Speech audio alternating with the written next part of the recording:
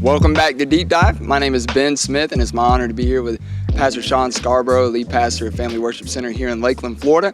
Our goal for these conversations is to dig deeper into the gospel of God as we unpack some key points from Pastor Shawn's Sunday messages. Our hope is that this will be a catalyst for discipleship in your life and hopefully lead to more conversations with your family, your friends, and in your small group. Pastor Shawn, welcome back. Hey, thanks. So just as in the last episode with the current series we've been in, our goal here is no different than the goal on Sundays, and that's just simply to preach the gospel and equip the saints so that they can vote accordingly in alignment with the gospel, the best that we can anyways. So at the point of us recording this, we do now have a president-elect. We do. Donald Trump.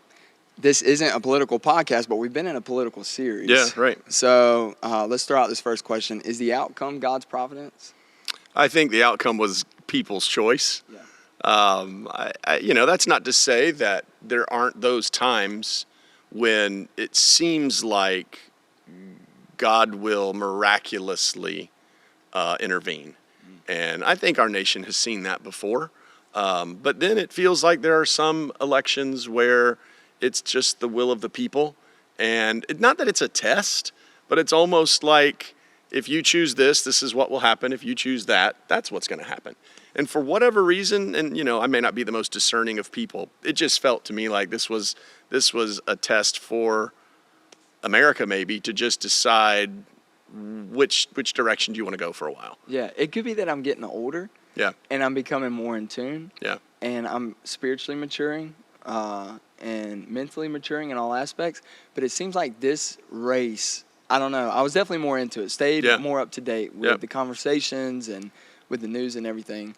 Again, it could be because of the maturity on the different levels. But at the same time, it just seemed like there was more on the line this time. Is that your perspective? Yeah. Oh, absolutely. Okay. Do you think that is the case each time? Or do you think you've seen it's like, man, there's a lot on the line this time, and then maybe the next go around it seemed a little bit more lighter? Yeah. I think they say it every time, right? Like every single time. The sky's falling. This is it. This is the end. Yeah. Yeah.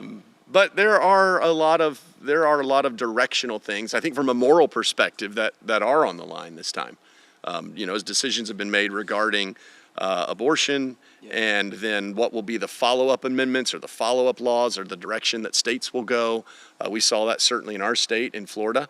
And so that was on the ballot. That is on the ballot, the choices of leaders that we choose. So, yeah, I think there are a lot of things that choose you this day who you're going to serve. Yeah. I think there was those were the types of decisions that were being made that influenced how people voted in a way, it feels like, versus just, I like this person and I like what they're going to do in the economy, or I like this person and what they're going to do in geopolitical affairs or whatever. It seems like there was a lot on the line that was moral. Yeah. Yeah. Yeah. Can you think of a specific example where because you had mentioned there certainly have been those times in our country where God providentially intervened. Can you think of a specific example off the top of your head? Yeah, so probably for the first time was in that George W. Bush era, Senior or junior? Well, I guess it would be George junior. W. Bush. George W. Okay. So I wasn't around for HW, but after the Clinton years, we could have gone to Al Gore, and when you look at the decision making of George W. as it related to the wars that we would get into, it seemed lot like unfolded. He was the right guy to have in office. It's interesting. He served in the military, and I think that when you're talking about wars and international conflicts, it seems a little bit comforting. Someone who's calling the shot, who is over the entire military, that has been there, that's been boots on the ground, that knows what it's like on that side. So, that's cool. Yep. So Romans 13:1 says, "Let every person be subject to the governing authorities, for there is no authority except from God, and those that exist have been instituted by God." And then the rest of that passage talks about good leaders, moral leaders, and immoral leaders as a form of judgment and punishment. Yep. in reference to King Nebuchadnezzar, which you had mentioned, does God still use people or leaders to punish? And if so, can you think of any specific examples in our day and age? I assume he does. Yeah. Now, whether or not he is, he certainly hasn't seemed to use a leader yet to punish America. So firsthand, like experiencing, I don't know that we've seen this, unless maybe you could consider maybe economic calamity or recessions to be punishment. Yeah. Depends on how we define punishment. Yeah. Yeah. I mean, it's not like we've been invaded in the way that you would see in the Old Testament. But when you lean into the book of Revelation, it looks like that's going to come into play at some point. Yeah. Yeah, absolutely. And judgment was certainly more prevalent. Immediate judgment was more prevalent in the Old Testament era. Now we're kind of what they call it the age of grace or whatever. Yeah. Judgment's pending. It's coming. And sometimes we do kind of walk through the consequences of our decisions today still. Yep. But ultimate judgment still will come. But on the conversation of economics, again, depending on how we define judgment or punishment, even right today, it's hard to buy a house. Yeah, sure. And it's funny because, I'll hear, grandparents or those that are a little bit older talk about how they lived in poverty when they first got married. Yeah. And, a lot of young people today live in poverty when they first get married. And it's hard to get a leg up when, rental costs are so high and then homes, real estate is so high. Yep. So I guess in a sense, depending on the decisions of our leaders in government, it can make it difficult to kind of live and be sufficient. Well, and to just, lean into that in a very salty way. We as a nation, and the younger that someone is, really up until this election shifted. But, from the time I started voting, we tended to choose leaders based on certain moral issues. So if someone, it's no surprise that the left is more liberal in social issues, which tends to normalize immorality. As a generation that today is in their 30s and 40s, they leaned heavily into candidates that were pro-choice or candidates that were pro-LGBTQ plus agenda policies. And, even if their economics were good, there was no blessing on their economics because the choice that was being made because of immorality. And that particular generation has unfortunately had a really bad economy to grow up in. But to some degree, they were a majority choice of those immoral policies. So you kind of have to live by it. Yeah. Like that's a harsh reality. But when someone, and especially when you're a part of a generation that you didn't make that choice. Right. Like that doesn't seem to be very fair. You brought this up though. For someone who's seeking the Lord and living by his commands, he makes a way. He does. It's going to probably take longer. Yeah. And it's probably going to be harder than it was for maybe the generation of your grandparents that you're referring to. Yeah. Well, even I'm not, Chelsea and I have been married 10 years, so we're a little bit removed from buying a home during the inflation period. Yeah. But even when real estate was still lower, God providentially provided for us. Yeah. I mean, it was a miracle God for us to be able to will buy make a the way. home we did. Yeah. Anyway, God provides. Well, go back into when God was calling his people out of Egypt and the plagues would come against the land, and yet it wouldn't affect their cattle in the backyard or wouldn't affect their crops in the backyard. So God absolutely will make a way. Yeah. Absolutely. That's amazing. Yeah. Going back to the voting and it being God's providence. So going back to Romans 13 when we talked about Nebuchadnezzar, but in the sense of Donald Trump, all leadership exists because it's been instituted by God. Is that applicable in this circumstance? Yeah, I think so. Okay. Yeah, you think it was God's will that President Trump would win? Oh, you're asking that. Sorry, to put it in more clear terms. Yeah, let me say it like this. Yes, for this reason. If God's will is America, anybody, if God's will is morality, if God's will is righteousness, Let's just put it in that way. And somebody is standing on a platform that is elevating these things, then that's God's will. Yeah. I mean, there you go. We can say that across the board. And then he lets people decide. Yeah. Choose you this day. Yeah, I mean, I really, this frustrates people because I know good people who vote Democrat. Yeah. I'll be honest, I don't know how they do that. Yeah. I don't. But I know they're good people. I know they have good morals. I know they love their family. I know they want what's best. I believe that about them. Yeah. Yet I always get very confused that they're not bothered by certain positions. Yeah. So it just seems like there's always unrighteousness and righteousness on the ballot. And so righteousness is always God's will. Yeah. So, and I saw this yesterday. It's the only reason I bring it up. Yeah. A pastor out in Texas had posted this. The reason he was voting for Kamala Harris, and he was more on the side of he just couldn't stand with the morality of Donald Trump and the way that he's lived his life and the language he uses. Sure. And so now he's standing over here. Yep. What do you speak to that? Well, I mean, I don't want to be, at the end of the day, we didn't have a moral candidate on either side. Yeah.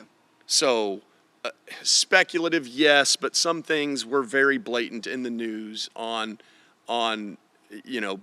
both of their rise to power, if you will. Yeah. And it's not like either candidate grew up in church, loving Jesus, moral lifestyle, made great decisions. So let's say that at doesn't that point, exist. It's a level playing field. That's exactly right. Yeah, so the conversation of the church when looking at Kamala Harris was the policies and the principles she stood for.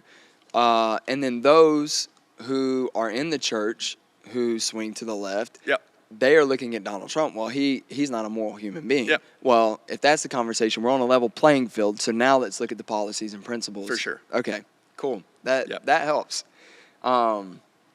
Especially for people in the church, because you see that on social media. People come out, I don't understand why you'd vote for Donald Trump, because he's a terrible human being, sure. blah, blah, blah. Whatever. And I made it clear on Sunday. And you did. I mean that. I wasn't joking. I don't even want my kids watching these events, because one, I don't want them to see a leader who speaks in language or terms about people that in our house we don't support. Yeah, we don't do that. And so I don't want to have to say, oh, you shouldn't like this leader. You shouldn't be like this leader. Like, our leaders should be examples. Mm-hmm. But when they're not, it is frustrating. Yeah. I mean, it's frustrating. And sadly, there are things that he says that are very frustrating, but they're funny. I mean, it's funny because you can't believe somebody actually said that. Yeah, sure. And so it's such a mixed bag. It is such a mixed bag. But no, I understand why people complain about him, but that doesn't give her a pass. Right. Like, not by any means. What's her language like? Even if the microphone, like occasionally you get a hot mic left on and suddenly the language is very different than their public language. Yeah. Well, that's still the heart of the person. Yeah. And and probably President Trump, he's not very good at filtering when and where. He just don't we all wish? He's just that type of guy that speaks it wherever. Gets himself in trouble sometimes. So you said that some think that President Trump was using the church, but actually the church was using him. Yeah. Can you elaborate on that? Absolutely. He is the choice. Would we choose him? No. Does he get the White House? Yes. Does he get Air Force One? Yes. Does he get the popularity? Yes. But what for? Because we want justices in the Supreme Court that stand for morality. So we'll use him for that. Yeah. Like, we'll do that. In public perception, it may be that people perceive, well, he's only acknowledging Jesus as king, or he's only acknowledging a greater sensitivity to the church for the purpose of gaining a great platform. Absolutely. And I don't doubt that. Yeah. Uh-huh. I don't doubt that. Yeah. But I think you brought it up, right? Paul said that people would come to him and they or it's Jesus. It wasn't Paul. It's Jesus. People came to him. His disciples came to him and say, "Hey, they're over here healing in your name, doing all this." He's like, "Let it be." They're not against us. They're for us. Yeah. So if you're not against the church, then great. You're for the church. And then Paul, I think he did reiterate that truth. Yeah. He did. Yeah, when he said, whether the gospel's preached by a false motive or by a true motive, at least the gospel's being preached. Yeah. So if you're preaching pro-life from a political spot, fine. But for me, it's a gospel spot. Yeah. So you're really preaching it because of the gospel. You're So, using me, I'm using you, whatever. absolutely. However you look at it, who cares? It's very You're transactional. That policy's standing on moral ground, so let's do it. Absolutely. Yeah, I love that. Yep. You preached the gospel truth. We went and voted. And at this point, the election has been decided. Yep. So what is the church's responsibility now? What's the responsibility for now and for the next 4 years? Well, I think a few things. One, the church has to live by the same morals it pushes. Like, we need to be an example. If we're going to say something is not right, then we don't need to do it. And if we say we love people, then we need to reach out and help people get through something in a different way. So, for instance, if we say abortion is wrong, that life begins at conception, at the moment that there is a baby in the womb of a mother, if we say that is where life begins, then we need to support people who have an unwanted pregnancy. Like, we have to offer support to them. And whether that's adoption, or whether that is financially helping somebody, unwed moms, whatever. We have to be supportive of people in their journey, and not judgmental about it, and not, as soon as somebody, like, there are sometimes, okay, life happens. Somebody has an unwanted pregnancy. Well, that's not the time to judge them. Like, that's not the time to make them feel ashamed of something. Let's help her and him, whoever did that. Let's help them. Now what do we do? Absolutely. Yeah. So we need to stand for policies that help them. We need to have our own motives that help them. That matters to me. Yeah. If we're going to say practice what we preach. Yeah, if we're going to say marriage is between a man and a woman, great. But then our men and women need to have good marriages. Right? Like, we need to be an example. Yes. 100%. I know that's a big thing for you. It is. When people look at marriages in the church, they should want what they see. Absolutely. They should fall in love with what they see and desire that, because it's good, because it's of God. Yep. Yeah. Absolutely. What else? What else can the church do now and in the next 4 years? Yeah, I think the next thing is, now that we have a very flawed leader in the White House, let's make sure that we weren't so excited about him 12 years ago for the wrong reason. Like, was it just that somebody carried wealth? Was it just that they were willing to say things that maybe we thought that we wouldn't ourselves say? But how many of those things needed to be said? How much emphasis are we putting on wealth over character? Like, what types of leaders do we want? I think we need to make sure our motives are good, so that the next go around, maybe we can get somebody that doesn't just stand for our values, but they themselves have character. Like, that would be nice. Yeah. So yeah, I'd certainly pray for him. Absolutely. That, the majority of us don't have a voice in his ear. Yeah. We're not able to speak to that. But Jesus said, pray earnestly for laborers to be sent into the harvest, because the harvest is plentiful, but the laborers are few. Yeah. We could certainly look at it from that perspective of, like, let's pray that God would surround President Trump with men and women who speak gospel truth. Absolutely. And that would germinate in his heart. Yeah. And that his life would be transformed. Yeah, for sure. Because we want to experience peace. We want to experience life. Yes. So we're going to pray for those who lead us. Yeah. Absolutely. The day a few weeks ago that some people walked out, a couple of them made this statement. This is a church. He shouldn't be talking about that and saying stuff like that. Yeah. So the question is, how much politics should we bring to the pulpit, and what's too far? In this series, I don't know if anything was too far, but yeah, I think that if it's in the gospel wins. Yeah. I'm at that point, the gospel, we're not being political. The politics is trying to be political. So, or they're trying to be gospel. So I think if it's in the word, it's not off limits, period. That's good. And so if it's in the word, it's not off limits. And if we speak it from the word, then what does that mean for us? What is the takeaway? What's the application? Like, let's apply it to something more practical. Forget about choosing a world leader. Your daughter's choosing a boyfriend, or your son is choosing a girlfriend. What type of person are they, right? Like, let's get into what does the gospel say? So is there anything off limits? No, there isn't anything off limits. Yeah, the gospel absolutely talks about governance and governing authorities and leaders. And and living in alignment with the gospel. Yeah. So in the process of voting, you have a decision. I'm going to vote, therefore I'm going to live in alignment with the gospel, or I'm going to vote and live in objection Absolutely. to the gospel. We choose things to watch. We choose things to Yeah. say. We choose ways to spend our money or not spend. Like all of that, if it's in the gospel, it's not off limits. And we need to hear it. Absolutely. And for the average churchgoer, they're not pulling out of the gospel every day. You know, you have said that those who are called to preach, they have the gift. They have received revelation from Jesus to be able to preach. Absolutely. To be able to read the gospel and the Lord illuminate in them the ability, what does that mean for you? Yeah, absolutely. And what does that mean for the church? So they need to hear it. Yep. Yeah. Yeah, so I don't think it's off limits. If it's in the Word, it's not off limits. Now, if it's not in the Word, there are a lot of things that I would love to talk about that I have opinions on that have nothing to do with the gospel. And I just, try and show restraint and stay away from it. Yeah. But if they're in the gospel, it's not off limits. Yeah, that's great. Last Sunday, you told the story about the Good Samaritan and the mercy shown. Yeah. And that we are to do likewise. Yeah. As you're teaching this gospel command, I kept thinking of all of those in communities all over the U.S., all over the world, right here in Lakeland. Yep. Those who are in need, those who are living in poverty, homeless, who are hungry. And it can be hard sometimes to distinguish who is actually in need and who is actually going to use the resources that you give, whether it be money, whether it be food, whether it be, and then they use that, they leverage that for to enable their addiction or to continue to live in that lifestyle.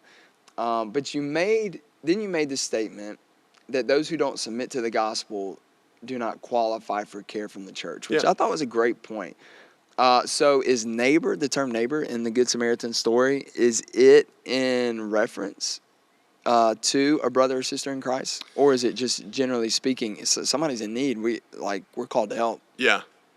I'm going to assume a few things in the story. I'm going to assume that was a Jewish man that fell and was robbed, and a Jewish priest and a Jewish Levite obviously walked past him.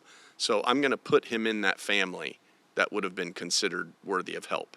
And it was somebody from the outside that came in. I think that's what Jesus was making the biggest point of. This somebody from the outside came in and helped. So just using that as a baseline and going towards the question that you're asking, I do think that our charity begins with the household of faith. I mean, this is what Paul said when he said, do good to everyone, but especially to those of the household of faith. Takes us back to week 1 when we were talking about making the difficult decisions of you can only help so many people. So if I can help one, then you help the one in front of you, whoever that is. If there are 5 people in front of you and you can only help one, are you related to them? Are they a person of faith? How do you make the decision? And those are hard. That's a hard decision to make, but you have to make it. Yeah. And I think when we steer away from the complexity of the use of people's generosity, I think we end up stagnating and nobody helps anyone. Because if I can't do something for everybody, well, then I don't want to do something for anybody, right? That begins to be the posture. And I actually heard Andy Stanley repeat this, but I think he was quoting Mother Teresa, but it was something to do with what you can't, people will say, what do for one, or you can't do for everyone, you can't do for one, which you can't do for everyone. But that statement was do for one what you'd like to do for everyone. That's great. Right? That's and great. So, if there's 5 in front of me and one is of my household of faith, I'm helping them. Would I like to do it for all 5? Yes, but I'll do for that one. So I do think it starts there. Yeah. I do. And if they're of the household of faith, it's easier to discern motive. Well, you have a relationship. To your point about enabling, I don't want to enable an addiction. Yeah. If somebody is, this sounds really harsh, but if somebody is detoxing on the street, they don't need my money. They need to detox. Yeah. They just need to be miserable for 3 days and stop that. That is a harsh thing to say. But if I hand them something and I enable them to go purchase something which is destroying them, that's why I love the ministries that we have in Lakeland, because they have a relationship with this community. So I'd rather support Lighthouse Ministries than just go looking for someone homeless to hand money to. because I know Lighthouse is going to do the work. Their boots on the ground. Of really helping this person. And they're like, hey, you've got to be here by 6 o'clock. I mean, they have times like the door locks. They put responsibility on the person, like, hey, we'll help, but you have to meet us in the middle with what you can do. Like, you don't need resources to show up on time. Yeah. You know, you don't need resources to follow the rules, but this is what you have to do in order to receive the help we're offering you. Because I'm not just giving to make myself feel better. Like, I actually want to help that person. Yeah. So what's the best way to help them? It might be to say, hey, let me take you to Lighthouse. Let me take you to Anchor House. I'll hand them $100 and help you get in the door. And you know what's interesting? And I've been in these conversations before with people, and when you throw out like Lighthouse Ministries, or a ministry that's similar, they'll back up a little bit. Like, I've tried that. Yeah. You know, and it's like, okay, well, I can kind of see where your heart lies and what you're actually looking for, which I can't help you with. Yeah. You know. Yeah. Yeah. That's good. That's practical. So I think that helps the church. Yeah. Sure. So we all came from Adam and Eve. We all share that commonality. Yes. And then we were spread over all the earth, and those places, all the different people groups went. Those places shaped us. We have different cultures. In addition, we vary in age and color. You preach from Revelation 7. The people in heaven represent every nation, every tribe, every tongue. There's diversity in heaven. Yeah. So how do we better embrace diversity instead of using it as a tool for division? Because I think the natural inclination is when we get frustrated with somebody, we automatically look at what's different. Absolutely. And we point it to what's different. How do we embrace diversity? How do we move away from that? Yeah. How do we move away from that? Yeah, it's obviously extremely difficult, right? Like, I don't think we have a tweet or a summary that moves us away from that. If you go all over the world, you won't find diversity like we have in America. Yeah. So it's like, it's wild to me that it seems like we're the ones that have to figure this out, because if I go to South America, everyone is brown. Yeah. So there's no diversity. If I go into a senior center, everyone is older than me. But when we go to places like the church in America or the mall in America, it's age, it's color, it's economics. Like, we're very diverse.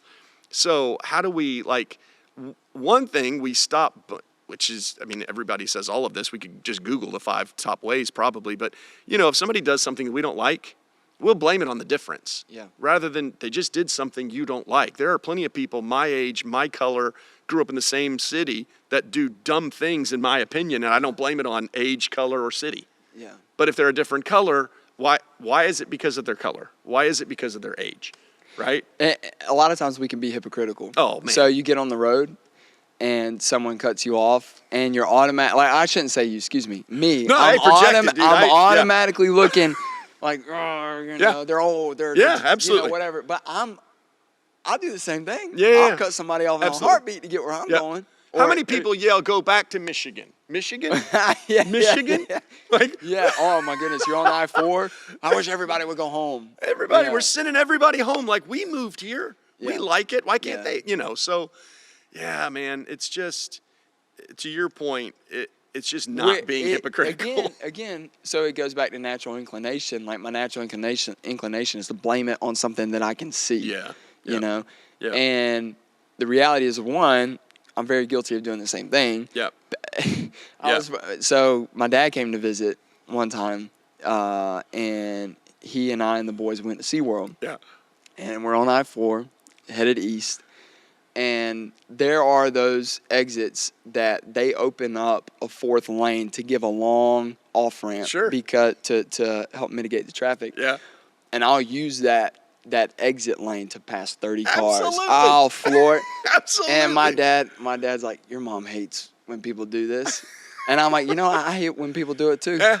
Yeah. But if I'm stuck in the left lane and I see people doing it, I'm like, I get so angry. Yeah. But if I can get if I can get to that lane, I'm gonna ride it all day long. Yes. So yes. I think it's taking a moment and, for one, acknowledging, like, well, I'm guilty, so I can't be mad at them for doing that. Yeah. And then not being so apt to point out the difference of what I see, whether it comes to age or gender or color, and just maybe they did something stupid. I've done something stupid. Yeah. Not trying to divide. But, man, do you think there's less division than what people are talking about? Oh, absolutely. Yeah, and probably the older you are, the more of that you realize. So I think it would be impossible for someone in their even 60s, 70s. I think for them to remember what high school was like and what conversations were like with adults in their lives when they were teenagers, I don't think those are the types of things that are said today. I don't feel, it doesn't seem like when you watch historically how America was maybe 50, 60 years ago for college students, that's very, very different than it is today. And when you look at, even in the political spectrum, when you look at people who have been elected, or you walk into the average high school or middle school and look at the diversity of the teachers or whatever, and people basically getting along-ish, that I think that seems like historically that was unheard of. So absolutely things are getting better. Are things good? It's interesting. It's almost like we create new, like maybe things aren't as racist as they were. And if I was a person of color, I may not agree with that statement. As a white male, it looks like things are better. But, even listening to the conversation after this particular election, there was a lot of kind of hype put on gender, male, female. Like, men voted this way, women voted, like, I don't know if that's healthy. Yeah. Like, to get the sexes against each other. Yeah. It wasn't helpful to have races against each other. No. Why is it helpful to have sexes against each other? You made so kind of going off what you were saying a little bit ago, to quote you, you said this in a meeting. You said, at least we're trying. We are like, you trying. go anywhere else, nobody else is trying. At least we're trying. Are we getting it right every time? No, we're not getting it right every time. Are there some people in our society that are making it a little bit more difficult? Sure, there's a few that are absolutely making it a little bit more difficult. And those are the stories that you hear oftentimes. And that is what you hear. So your question was, is it just made out worse? It is made out worse. Yeah. But I don't want to make it sound like it's perfect yet either. Right. But I do think day to day, generally speaking, it's better. At least we're trying. We're the only nation on the planet that people of every color, every nation, every tribe, every gender, but male and female, male and female are flocking to this country, and so it's like, okay, let's try to work this out. All right. Since I made that statement, let's talk about homosexuality. When I was youth pastor in Alabama, we went to a pastor's conference up in Montgomery, and the guest speaker, he said, this was in 2014, he said homosexuality will be the axe that cuts at the root of our society. Wow. And then the following year, 2015, at the federal level, homosexual marriage was legalized, and the states were forced to adopt this practice. And homosexual couples were given the same rights as heterosexual couples in all 50 states. And then obviously we've seen it as a snowball effect since then. And now there's multiple recognitions of gender, and the list keeps growing. You told a powerful story that being kind never hurts. It was that story of being in the restaurant. I appreciated your boldness for the truth of the gospel and also your compassion on people in the presentation of this issue during your message. Because there are some people in the congregation, a lot of congregations, that are out there wondering why am I attracted to the same sex? I know it's not God's will, and I know it's not in alignment with His Word, but I feel so conflicted. So for those people, compassion goes a long way. Like, hey, but at the same time, for those people who are willingly to decide to reject the gospel, then they need a little bit more of the boldness and the truth of the gospel. Like, hey, this is what the gospel says. There's male. He created the male and female. I mean, it's no secret. I have a twin brother who is living a homosexual lifestyle. And he's been doing that. He's been in that lifestyle for the last 10 years. And you had mentioned that if we don't have a voice in that person's life, it's probably not going to go over incredibly well to preach the truth. But even in my own experience, like me and my brother, we're very different in personality and interests. But at the same time, we grew up best friends. We were always in the same place at the same time. Being twins, we're in the same grade. Typically, we're in the same class. We first went off to college together. We were roommates. That kind of a thing. But in my experience, even handling the conversations with the utmost gentleness, Yeah. it's not been received. Sure.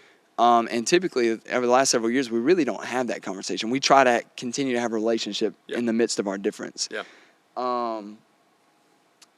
Will people living in this lifestyle who have a voice of truth in their ear, will they be willing to listen? Maybe. Just, it's not a guarantee. Some will, some won't. Yeah. But I think what does seem to be true is if it's not someone that they're choosing to listen to. So like if somebody's being bold, let's just say like this, somebody's being bold or they're speaking to this and they have an online platform or whatever, and you choose to listen to them, that is very different than a stranger just walking up to you and you're walking in the mall and maybe there's a male holding hands with his male boyfriend and somebody just bullhorning that is not helpful. Yeah. It's just not helpful. Or, you'll see some of these, I'm very, very pro-life, but I'm not going to take a poster of a slaughtered baby and go just smack a young lady in the head with it. Like, I think we have to be, either the person is going to choose because they're curious that day. Maybe the Spirit of God is just convicting them that day. And so they might go to listen to this preacher, that preacher, or whatever. They might just call and say, what's your opinion about this? But if they're not going to call you, you probably shouldn't be hassling them because you don't have voice into their life. Mm-hmm. Does that mean that they will listen to the person who has a voice in their life? No. But it seems like if they're going to listen to somebody, who they're going to listen to is someone who has a voice in their life. So does it guarantee it? No, it doesn't. It doesn't any more than somebody who has a family member who isn't saved. Like, it's the same thing. If they're just walking down the road and maybe they have a T-shirt that they wear that lets you assume they probably don't love Jesus, and somebody bullhorns them, again, not helpful. Not helpful. Right. So, the gospel has been abused. Yeah, that's a great point. It's just been abused. That's a great point. And it's not helpful. And it's so going back to the harvest prayer for Jesus to say, send laborers into the harvest. Yeah.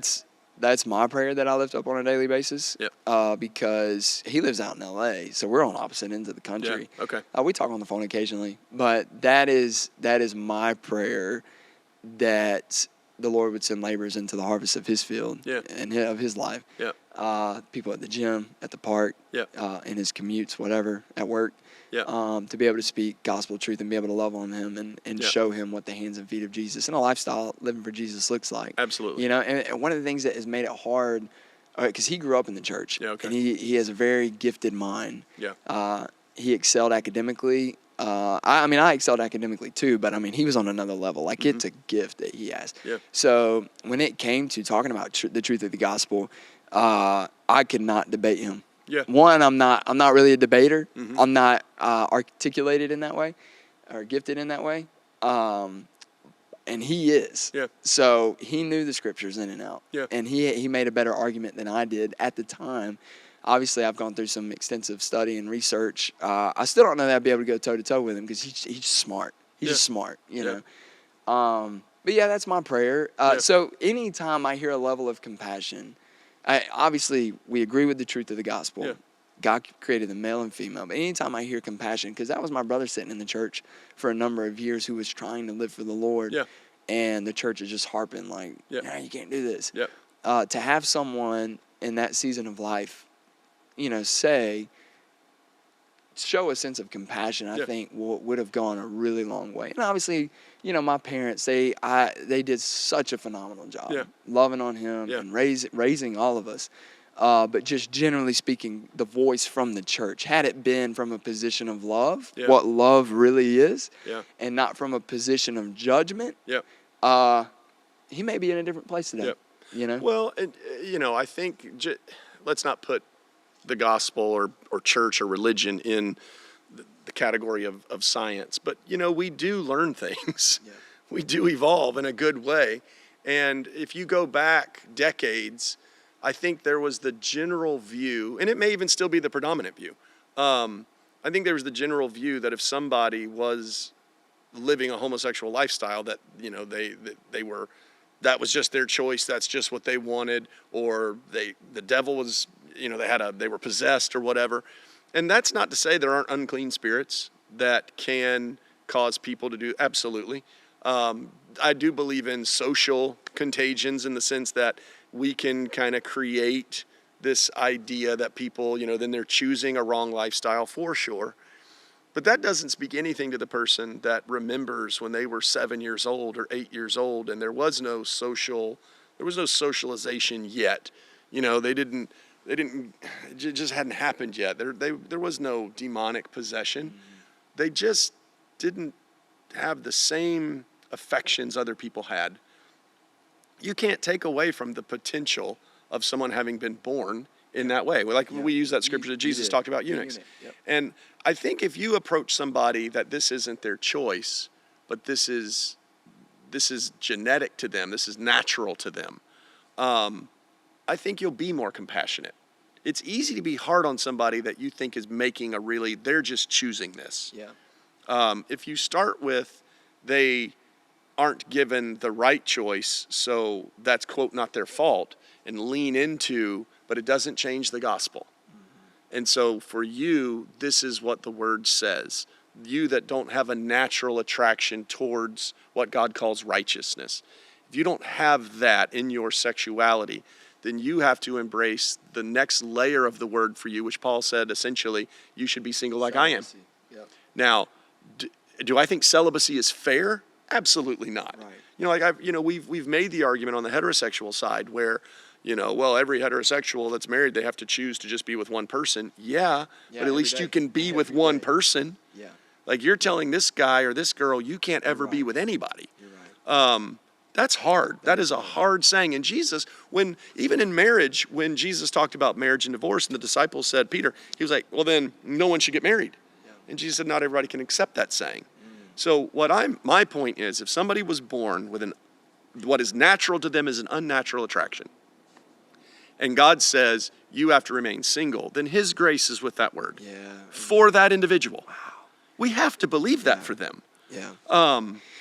Yeah. So I know people on both sides of the fence. Yep. Ones that had a same-sex attraction, and miraculously God just moved in their lives, and now they have a heterosexual relationship. They're married. They have kids. Yeah. Wow. Yeah. And just not just that they chose to live that lifestyle of living for Jesus, but that God also transformed them. Yeah. But then I know I don't personally know anybody in this boat, but I watched a conversation on YouTube.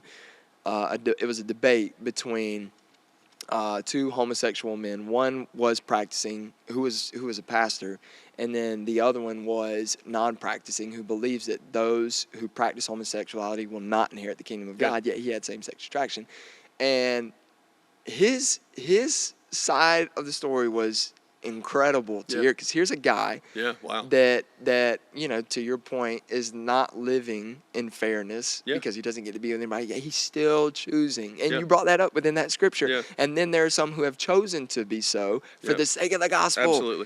Absolutely. Wow. Yeah, and won't they experience a greater measure of the grace and presence of God than the rest of us? They'll have to. God makes it up. Yeah. When we're in hard times, I don't like hard times, but man, I sure feel closer. Yeah. I feel like God speaks louder and it's more awakening in a hard season. Yes. And sometimes I'm jealous I don't want the hard season, but I'm always like, God, why can't I hear you like that, like in this season? So I know God will speak and give His presence to somebody who makes that choice. His grace will be enough. I mean, it is sufficient. Oh my word. Yeah. Yeah. Man, you talking about that. 2023 was a very hard year for us, but I'd go back and live it all over again in a second because of that very thing you were saying. And you don't know this going into it. Yeah. But there's just something about a tough season that just motivates you to pray more. Yeah. Yep. And to seek more, and God just shows up, and it's like, I want that. Yeah. I don't want to go through a hard season. I don't want to do that again. Like, Lord, I don't want to go through another hard season. But wow, God is so good. He's so good. And He's so faithful. Absolutely. Wow. Yeah. Man, after a conversation like that, I just want to mellow for a minute, just thinking on the goodness and the grace of God. Amen.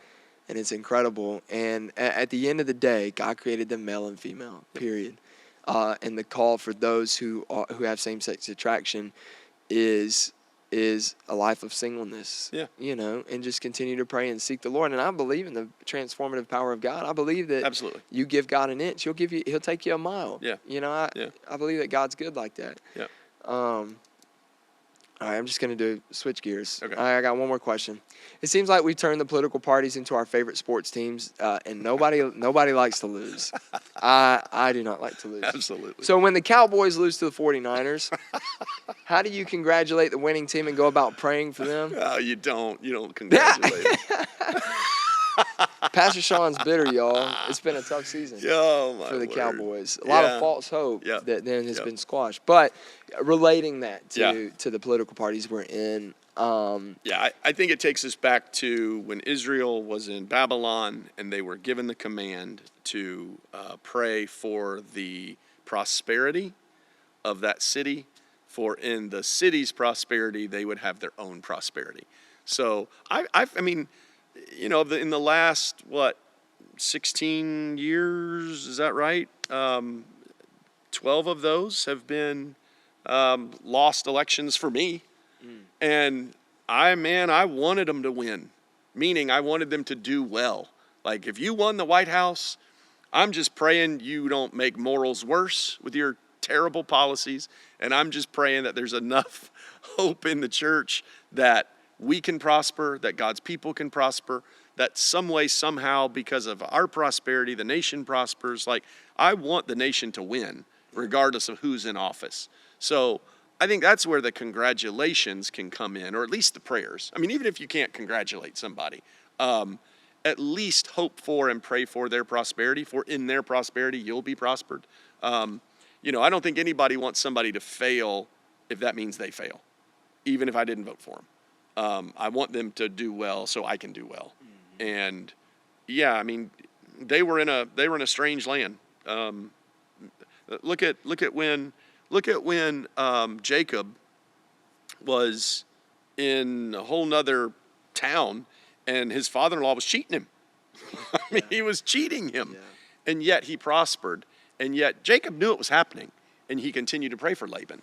So, man, we have a lot of examples of when the guy that you wouldn't choose is there, or the gal, you can still pray for prosperity. Yeah, and a great principle there, as in the case with Jacob, is just dying to ourselves every day, denying the flesh, and taking up our cross and following Jesus, because things are not always going to happen like we want them to, especially in timelines like we want them to. Like, we're incredibly impatient, and thank God that He is patient toward us.